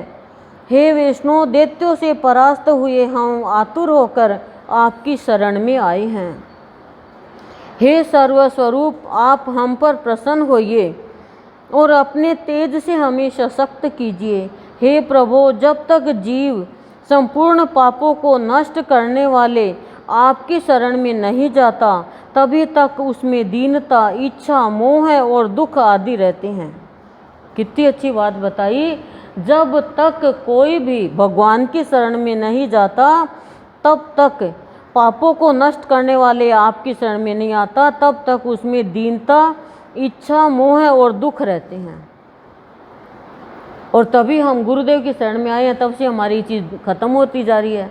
दीनता का भाव, दुख, इच्छा, मोह, ये सब। हे प्रसन्नात्मन, हम शरणागतों पर आप प्रसन्न होइए, और हे नाथ, अपनी शक्ति से हम सब देवताओं के खोए हुए तेज को फिर बढ़ाइए। श्री पराशर जी बोले, विनीत देवताओं द्वारा इस प्रकार स्तुति किए जाने पर विश्वकर्ता भगवान हरि प्रसन्न होकर इस प्रकार बोले। कितनी स्तुति करी है, कितने गुण गाए, तब बोले भगवान, हे देवगण, मैं तुम्हारे तेज को फिर बढ़ाऊंगा। तुम इस समय मैं जो कुछ कहता हूँ वह करो। मैं तुम्हारे तेज को बढ़ाऊंगा, पर मैं जो कुछ कहता हूँ वो करो। तुम दैत्यों के साथ संपूर्ण औषधियाँ लाकर अमृत के लिए क्षीर सागर में डालो, और मंदराचल को मथानी तथा वासुकी नाग को नेति यानी डोरी बनाकर उसे दैत्य और दानवों के सहित मेरी सहायता से मथ कर अमृत निकालो। तुम लोग साम नीति का अवलंबन कर, यानी मीठी नीति का अवलंबन कर, यानी वेदों की नीति का अवलंबन कर दैत्यों से कहो कि इस काम में सहायता करने से आप लोग भी इसके फल में समान भाग पाएंगे। अब अमर कौन नहीं होना चाहता? सभी अमर होने चाहते हैं, अमृत तो सभी पीना चाहते हैं। समुद्र के मथने पर उससे जो अमृत निकलेगा उसका पान करने से तुम सबल और अमर हो जाओगे। हे देवगण, तुम्हारे लिए मैं ऐसी युक्ति करूँगा जिससे तुम्हारे द्वेषी दैत्यों को अमृत न मिल सकेगा। देखो भगवान भी हैं, कह रहे हैं उनको तुम कहो कि अमृत पिएंगे बराबर, पर मैं ऐसी युक्ति निकालूंगा कि मैं अमृत उनको नहीं पिलाऊंगा, तुम्हें पिलाऊंगा, और उनके हिस्से में केवल समुद्र मंथन का क्लेश ही आएगा। क्यों? भगवान को पता है यदि दैत्यों का राज्य हो जाएगा सृष्टि में तो भगवान ने जो सृष्टि बनाई है वो बनानी बेकार हो जाएगी। श्री पराशर जी बोले, तब देव भगवान विष्णु के ऐसा कहने पर सभी देवगण दैत्यों से संधि करके अमृत प्राप्ति के लिए यत्न करने लगे। हे मैत्रेय, देव दानव और दैत्यों ने नाना प्रकार की औषधियाँ लाकर उन्हें शरद ऋतु के आकाश किसी निर्मल कांति वाले क्षीर सागर के जल में डाला और मंदराचल को मथानी तथा वासुकी नाग है, वासुकी नाग को नेति बनाकर बड़े वेग से अमृत मथना आरंभ किया। भगवान ने जिस ओर वासुकी की पूंछ थी उस ओर देवताओं को तथा जिस ओर मुख था उधर दैत्यों को नियुक्त किया। महातेजस्वी वासुकी के मुख से निकलते हुए निह श्वासाग्नि से झुलस कर सभी दैत्यगण निस्तेज हो गए। तो भगवान ने नाग के मुख की तरफ दैत्यों को किया। क्यों? जहर निकल रहा था बहुत विकराल, और उसी श्वास वायु से विकसित हुए मेघों के पूंछ की ओर बरसते रहने से देवताओं की शक्ति बढ़ती गई। हे महामुने, भगवान स्वयं कूर्म रूप धारण कर क्षीर सागर में घूमते हुए मंदराचल के आधार हुए। नहीं तो मंदराचल पर्वत तो भारी था, पानी में डूब जाता। भगवान ने कच्छप का रूप धरा तो वो कच्छप के ऊपर मंदराचल पर्वत को रखा, और वे ही चक्र गदाधर भगवान अपने एक अन्य रूप से देवताओं में और एक रूप से दैत्यों में मिलकर नागराज को खींचने लगे। तथा हे मैत्रेय, एक अन्य विशाल रूप से जो देवता और दैत्यों को दिखाई नहीं देता था, श्री केशव ने ऊपर से पर्वत को दबा रखा था। भगवान श्री हरि अपने तेज से नागराज वासुकी में बल का संचार करते थे और अपने अन्य तेज से वे देवताओं का बल बढ़ा रहे थे। भगवान संत जो होते हैं ना, वो अज्ञात से देते रहते हैं, साधारण प्राणी को तो पता ही नहीं चलता। बताएंगे आपको इस विषय में भी अज्ञात से कैसे देते हैं। अभी तो चालू कर दिया और ये टाइम ऊपर होता जा रहा है। इस प्रकार देवता और दानवों द्वारा क्षीर समुद्र के मथे जाने पर पहले हवि यानी यज्ञ सामग्री की आश्रय रूपा सूर पूजिता कामधेनु उत्पन्न हुई। समुद्र से निकलने वाली कौन निकली? कामधेनु। हे महामुने, उस समय देव और दानवगण अति आनंदित हुए और उसकी ओर चित्त खींच जाने से उनकी टकटकी बंध गई। फिर स्वर्गलोक में यह क्या है, यह क्या है, इस प्रकार चिंता करते हुए सिद्धों के समक्ष मध्य से घूमते हुए नेत्रों वाली वारुणी देवी प्रकट हुई और पुनः मंथन करने पर उस क्षीर सागर से अपनी गंध से त्रिलोकी को सुगंधित करने वाला तथा सुर सुंदरियों का आनंदवर्धक कल्प वृक्ष उत्पन्न हुआ। मैत्रेय, तत्पश्चात क्षीर सागर से रूप और उदारता आदि गुणों से युक्त अति अद्भुत अप्सराएं प्रकट हुई। देखो समुद्र मंथन से क्या क्या निकल रहा है। फिर चंद्रमा प्रकट हुआ जिसे महादेव जी ने ग्रहण किया।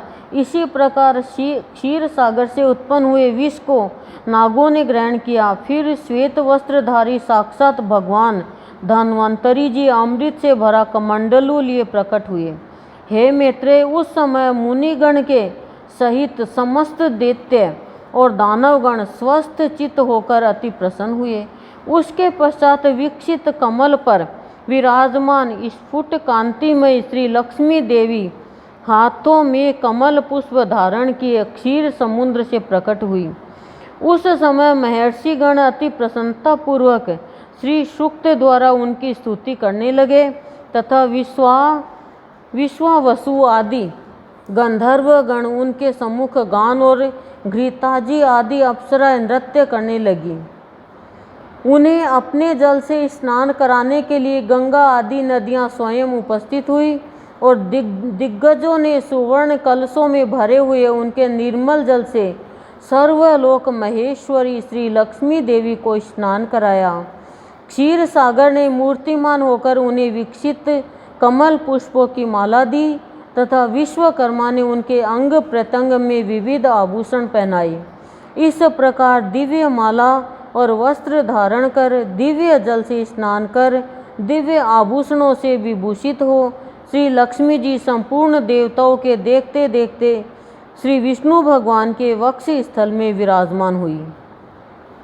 हे मैत्रेय, श्री हरि के वक्ष स्थल में विराजमान श्री लक्ष्मी जी का दर्शन कर देवताओं को अकस्मात अत्यंत प्रसन्नता प्राप्त हुई। और हे महाभाग, लक्ष्मी जी से परित्यक्त होने के कारण भगवान विष्णु के विरोधी विप्रचिति आदि दैत्यगण परम उद्विग्न यानी व्याकुल हुए। तब उन महाबलवान दैत्यों ने श्री धन्वंतरी जी के हाथ से वह कमंडलू छीन लिया जिसमें अति उत्तम अमृत भरा था। अतः स्त्री यानी मोहिनी रूपधारी भगवान विष्णु ने अपनी माया से दानवों को मोहित कर उनसे वह कमंडलू लेकर देवताओं को दे दिया, मोहिनी रूप भी धर लिया। तब इंद्र आदि देवगण उस अमृत को पी गए। इससे दैत्य लोग अति तीखे खड्ग आदि शास्त्रों से सुसज्जित हो उनके ऊपर टूट पड़े, किंतु अमृत पाने के कारण बलवान हुए देवताओं द्वारा मारी काटी जाकर दैत्यों की संपूर्ण सेना दिशा विदिशाओं में भाग गई और कुछ पाताल लोक में भी चली गई। फिर देवगण प्रसन्नता पूर्वक शंख चक्र गदाधारी भगवान को प्रणाम कर पहले ही के समान स्वर्ग का शासन करने लगे। हे मुनि श्रेष्ठ, उस समय से प्रखर तेजोयुक्त भगवान सूर्य अपने मार्ग से तथा अन्य तारागण भी अपने अपने मार्ग से चलने लगे। वापस वैसा ही सारा हो गया। सुंदर दीप्तिशाली भगवान अग्निदेव अत्यंत प्रज्वलित हो उठे और उसी समय से समस्त प्राणियों की धर्म में प्रवृत्ति हो गई, क्योंकि देवता चले गए ना धरती को छोड़कर, तो सब शांत हो गए। हे द्विजोतम, त्रिलोकी श्री संपन्न हो गई और देवताओं में श्रेष्ठ इंद्र भी पुनः श्रीमान हो गए। तदंतर यानी इसके बाद इंद्र ने स्वर्गलोक में जाकर फिर से देव राज्य पर अधिकार पाया और राज सिंहासन पर आरूढ़ हो पद्महस्ता श्री लक्ष्मी जी की इस प्रकार स्तुति की। अब लक्ष्मी जी की स्तुति की देखो, घर में भी यदि एक भी मनुष्य कलह करता है और वो फिर कहीं चला जाता है तो कहते हैं हे भगवान शांति है, और 10 दिन बाद में वापस आता है तो फिर वही शांति अशांति लड़ाई झगड़ा। तो ऐसे ही सृष्टि को में ये दैत्य दानव असुर ये भगवान को भी अशांत रखते। इंद्र बोले, संपूर्ण लोकों की जननी विकसित कमल के सदृश नेत्रों वाली भगवान विष्णु के वक्ष स्थल में विराजमान कमला देवी श्री लक्ष्मी देवी को मैं नमस्कार करता हूँ। कमल ही जिनका निवास स्थान है, कमल ही जिनके कर कमलों में सुशोभित है तथा कमल दल के समान ही जिनके नेत्र है, उन कमल मुखी कमल नाभ प्रिया श्री कमला देवी की मैं वंदना करता हूँ। हे देवी, तुम सिद्धि हो, स्वदा हो, स्वाहा हो, सुधा हो और त्रिलोकी को पवित्र करने वाली हो तथा तुम ही संध्या रात्रि प्रभा विभूति मेधा श्रद्धा और सरस्वती हो। हे शोभने, यज्ञ विद्या महाविद्या और गुह्य विद्या तुम ही हो तथा हे देवी तुम ही मुक्ति फलदायिनी आत्मविद्या हो। हे देवी, आन्वीक्षिकी यानी तर्क विद्या वेद त्रयी वार्ता और दंड नीति भी तुम ही हो। तुम ही ने अपने शांत और उग्र रूपों से यह समस्त संसार व्याप्त किया है। हे देवी, तुम्हारे बिना और ऐसी कौन सी स्त्री है जो देव भगवान गदाधर के योगी जन चिंतित सर्वयज्ञमय शरीर का आश्रय पा सके। हे देवी, तुम्हारे छोड़ देने पर संपूर्ण त्रिलोकी नष्ट प्राय हो गई थी, अब तुम्ही ने उसे पुनः जीवन दान दिया है। हे महाभागे, स्त्री पुत्र ग्रह धन धान्य तथा सुहृद ये सब सदा आप ही के दृष्टिपात से मनुष्यों को मिलते हैं। हे देवी, तुम्हारी कृपा दृष्टि के पात्र पुरुषों के लिए शारीरिक आरोग्य, ऐश्वर्य, शत्रु पक्ष का नाश और सुख आदि कुछ भी दुर्लभ नहीं है। तुम संपूर्ण लोकों की माता हो और देव देव भगवान हरि पिता है। हे माता है, तुमसे श्री विष्णु भगवान ने यह सकल चराचर जगत व्याप्त है। हे सर्व पावनी मातेश्वरी, हमारे कोष यानी खजाना, गोष्ठ यानी पशुशाला, ग्रह यानी भोग सामग्री, शरीर और स्त्री आदि को आप कभी न त्यागे, अर्थात इनमें भरपूर रहे। अयि विष्णु वक्ष स्थल निवासिनी, हमारे पुत्र, सुहृद, पशु और भूषण आदि को आप कभी न छोड़े।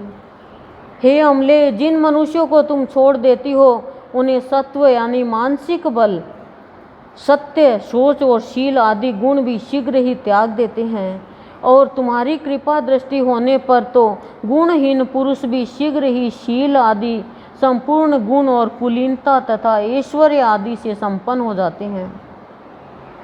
हे देवी, जिस पर तुम्हारी कृपा दृष्टि है वही प्रशंसनीय है, वही गुणी है, वही धन्य भाग्य है, वही कुलीन और बुद्धिमान है तथा वही सूरवीर और पराक्रमी है। सही है, लक्ष्मी जी नहीं है तो मनुष्य को दर दर ठोकर खानी पड़ती है। हे विष्णु प्रिय, हे जग जननी, तुम जिससे विमुख हो उसके तो शील आदि सभी गुण तुरंत अवगुण रूप हो जाते हैं। हे देवी, तुम्हारे गुणों का वर्णन करने में तो श्री ब्रह्मा जी की रसना भी समर्थ नहीं है, फिर मैं क्या कर सकता हूँ। अतः हे कमल नयने, अब मुझ पर प्रसन्न हो और मुझे कभी न छोड़ो। श्री पराशर जी बोले, हे द्विज, इस प्रकार सम्यक स्तुति किए जाने पर सर्वभूत स्थिता श्री लक्ष्मी जी सब देवताओं के सुनते हुए इंद्र से इस प्रकार बोली। लक्ष्मी जी कह रही है, हे देवेश्वर इंद्र, मैं तेरे इस स्तोत्र से अति प्रसन्न हूँ। तुझको जो अभीष्ट हो वही वर मांग ले, मैं तुझे वर देने के लिए भी यहाँ आई हूँ। इसीलिए मैं आप लोगों को कहती हूँ कि गुरुदेव के हम भजन गाते हैं, अमृतोस्ती करते हैं, प्रार्थना करते हैं, तो जल्दी आके बैठो और भजन में, प्रार्थना में, अमृतोस्ती में शामिल हो। यही भगवान की स्तुति है। साथ साथ में गाओ, भगवान प्रसन्न होते हैं और भगवान को कोई कुछ चाहिए नहीं। श्री लक्ष्मी जी इंद्र बोले, हे देवी, यदि आप वर देना चाहती हो और मैं भी यदि वर पाने योग्य हूँ तो मुझको पहला वर तो यह दीजिए।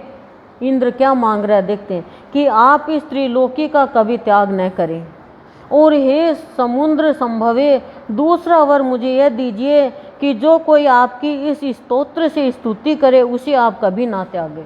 ये जो इंद्र ने स्तोत्र गाया ना, ये अभी मैंने सुनाया, वो रोज पढ़े तो उनको आप त्यागे नहीं। श्री लक्ष्मी जी बोली, हे देव श्रेष्ठ इंद्र, मैं अब इस त्रिलोकी को कभी नहीं छोड़ूंगी। तेरे स्तोत्र से प्रसन्न होकर मैं तुझे यह वर देती हूँ, तथा जो कोई मनुष्य प्रातः काल और सायंकाल के समय इस स्तोत्र से मेरी स्तुति करेगा उससे भी मैं कभी विमुख नहीं होंगी। लक्ष्मी जी कह रही है, मैं उनको छोड़ूंगी नहीं। श्री पराशर जी बोले, हे मैत्रेय, इस प्रकार पूर्व काल में महाभाग श्री लक्ष्मी जी ने देवराज की स्तोत्र रूप आराधना से संतुष्ट होकर उन्हें ये वर दिए। लक्ष्मी जी पहले भृगु जी के द्वारा ख्याति नामक स्त्री से उत्पन्न हुई थी, फिर अमृत मंथन के समय देव और दानवों के प्रयत्न से वे समुद्र से प्रकट हुई। इस प्रकार संसार के स्वामी देवादिदेव श्री विष्णु भगवान जब जब अवतार धारण करते हैं तभी लक्ष्मी जी उनके साथ रहती है।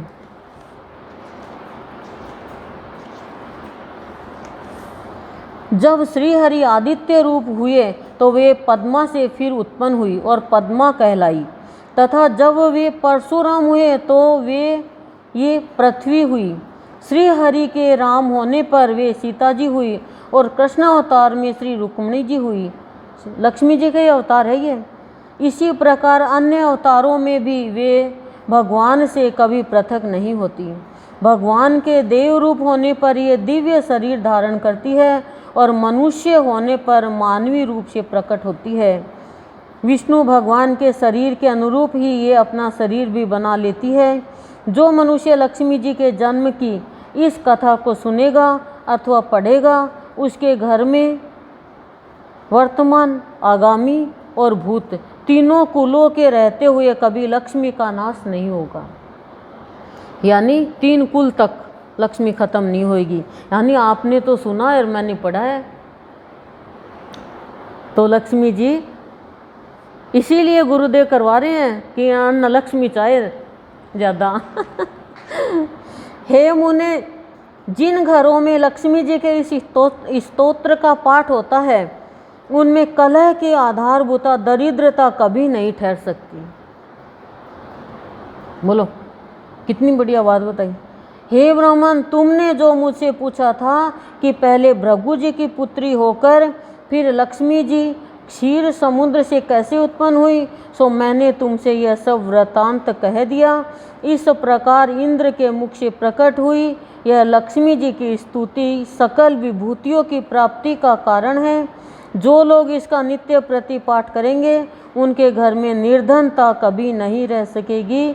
इसी प्रकार श्री विष्णु पुराण के पहले अंश में 9वां अध्याय समाप्त। बोलो, गुरुदेव के चरणों में कोटि कोटि प्रणाम।